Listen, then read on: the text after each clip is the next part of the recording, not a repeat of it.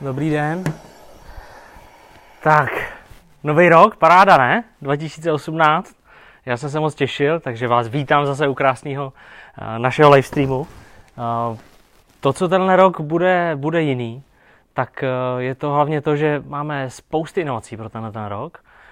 Budeme mít spoustu uvedení nových produktů na trh, takže všechno směřuje k velké distributorské konferenci. Vidíte, že i já mám na sobě něco, co jste možná ještě v našem sortimentu neviděli. To je správně. Pokud vás to zajímá, tak se samozřejmě zeptejte našich partnerů. A teď bychom pokračovali v tom, co jsme začali minulý rok.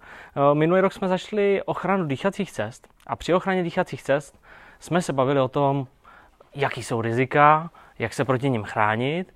Ale jelikož vím, že nový rok mohl být docela těžký pro hodně lidí, tak bychom si to zopakovali.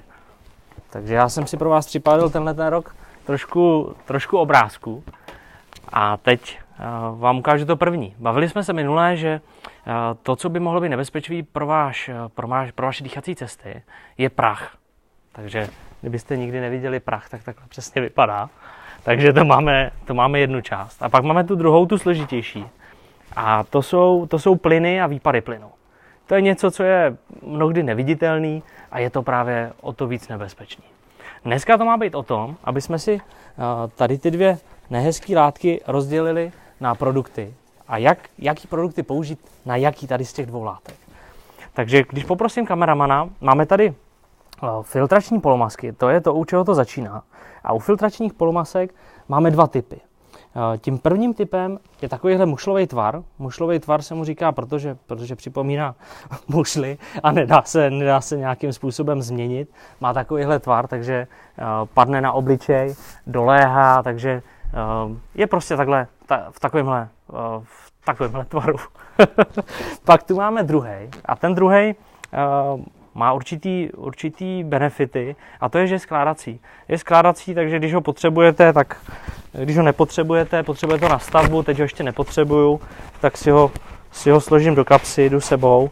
Tam bych nikdy ten mušlovej nedal, takže vidíte první takový benefit toho, proč skládací respirátor. Skládací filtrační polomasku. Takže to máme první. Potom se přestaneme k polomaskám a u polomasek zase máme dva typy. Polomasky, kde už jsou filtry integrovaný, takže se nedají vyndat a je to na jedno použití. Dokud ty filtry slouží, tak si ji může používat, tu polomasku. A pak máme polomasku, kde se ty filtry dají obměňovat, dají se vyměňovat. Takže polomasku máte nadlouho, filtry vyměňujete podle toho, jak ještě fungují, jak ta kapacita filtru ještě funguje nebo nefunguje.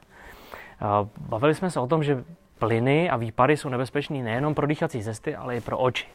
Proto je tady to nejrobustnější řešení a to nejrobustnější řešení je celobřičová maska. Celobřičová maska má opět vyměnitelné filtry, takže zase podle toho, proti jakým látkám se potřebujete chránit, podle toho si vybíráte filtry.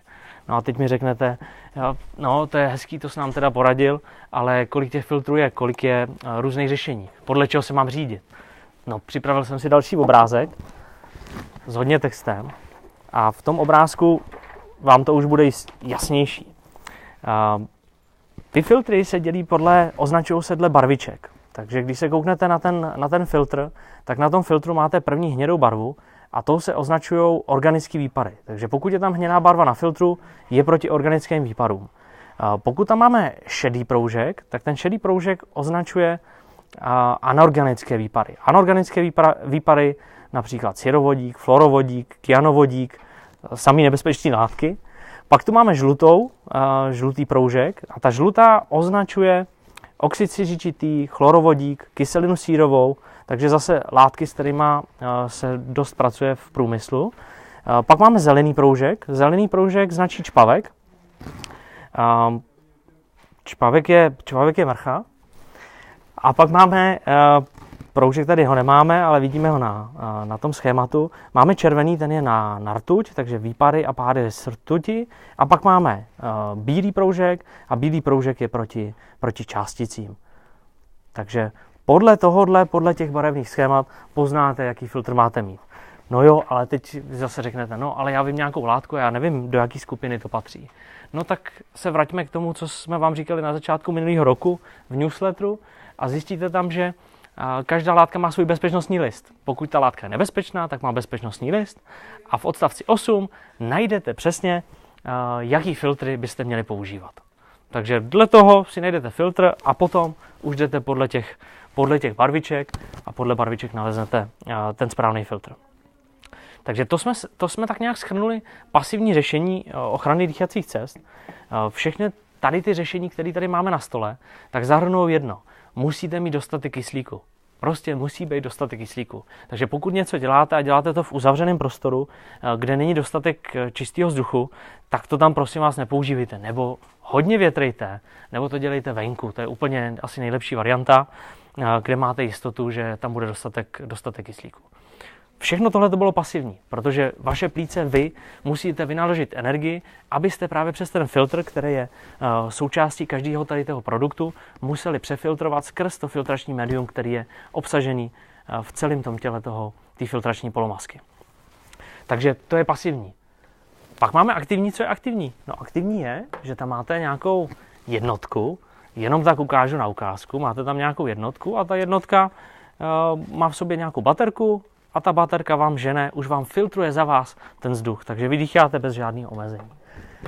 O tom ale bychom si pověděli příště, protože je to kapitola, která je zajímavá, je velmi technologicky daleko a já vám chci ukázat řešení, které zastupujeme v České republice jenom my, takže na to bych si počkal do příště. Takže příště se budeme bavit o aktivní ochraně dýchacích cest, o produktech pro ochranu dýchacích cest a pro teď užívejte si leden, užívejte si nový rok, no a samozřejmě lajkujte, sdílejte a užívejte si to. Mějte se hezky. Naschle.